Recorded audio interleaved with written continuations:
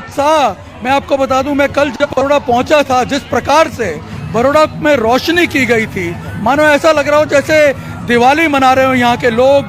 इस प्रकार का उल्लास, इस प्रकार का उत्सव पहले कभी इस तरह से बड़ौदा में देखने को नहीं मिला होगा। कोई सवाल ही नहीं है। मोदी साहब आते हैं और ऑपरेशन सिंदूर के जो प्रणेता है, जिन्होंने ऑपरेशन सिंदूर करके पूरे देश का नाम उज्जवल किया है देश में और दुनिया में, तो नरेंद्र भाई आते हैं तो पूरा बड़ौदा वासी आने ही वाले हैं। और नरेंद्र भाई ने तो अपनी कर्मभूमि मानी है। जो एक निर्णायक लड़ाई आतंकवाद के खिलाफ छेड़ी है, आप क्या मानते हैं? क्या जो निर्णायक लड़ाई छेड़ी है आतंकवाद के खिलाफ, क्या मानते हैं? क्या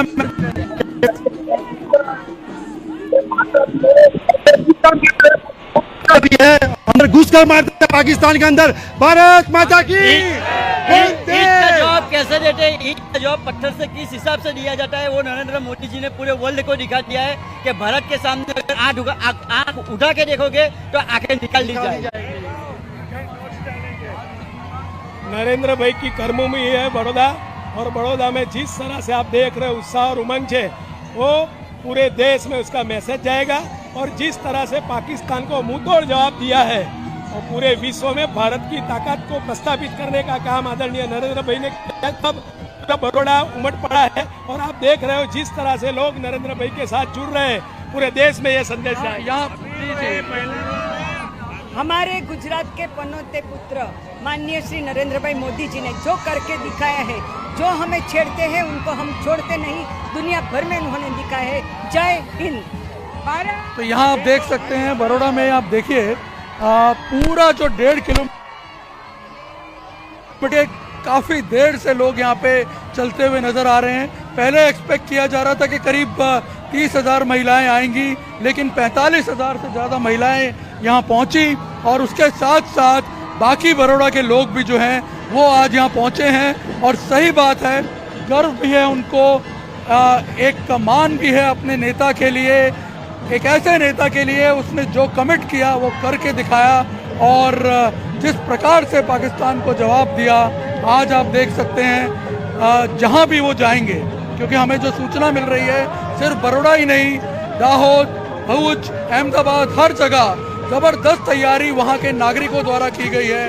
और प्रधानमंत्री नरेंद्र मोदी का एक अभूतपूर्व स्वागत यहाँ अगले 2 दिनों तक गुजरात में होगा। अमित, बिल्कुल जाहिर सी बात है, होना भी चाहिए, क्योंकि प्रधानमंत्री मोदी ने जो एक नेतृत्व होने का और एक सशक्त भारत की तस्वीर दुनिया के सामने लेकर आए, जिस तरह से उन्होंने सेना को खुली छूट दी कि वो पाकिस्तान पर जैसे चाहे, जिस तरह से चाहे, अपने हिसाब से टारगेट चूज करें और उनको तबाह करें, वो किया। और इस तरह की जो इच्छा शक्ति होती है वो बताती है। और सिर्फ देखिए एक फ्रंट में नहीं है, सबसे बड़ी बात है कि प्रधानमंत्री मोदी ने जब पदभार संभाला था तब कहा था कि वो भारत को दुनिया का सबसे विकसित देश, यानी दुनिया का एक विकसित देश के तौर पर देखना चाहते।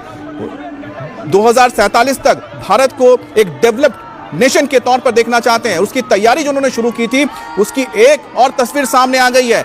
भारत इस वक्त दुनिया का चौथा सबसे बड़ा इकोनॉमिक पावर हाउस बन चुका है, यानी कि दुनिया की चौथी सबसे बड़ी अर्थव्यवस्था बन गई है।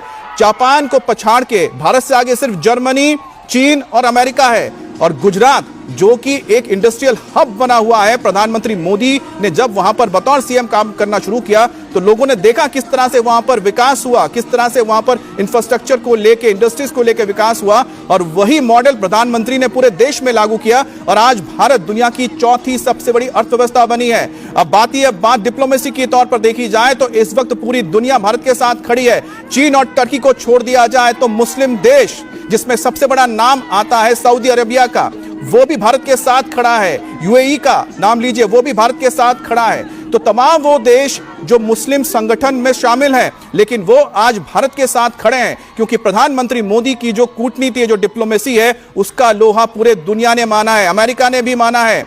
हालांकि अमेरिका ने पहले कहा, डोनाल्ड ट्रंप ने कहा कि हमने मध्यस्थता की, लेकिन जब भारत की ओर से सशक्त जवाब दिया गया, उसके बाद उनको अपने बयान से बदलना पड़ा।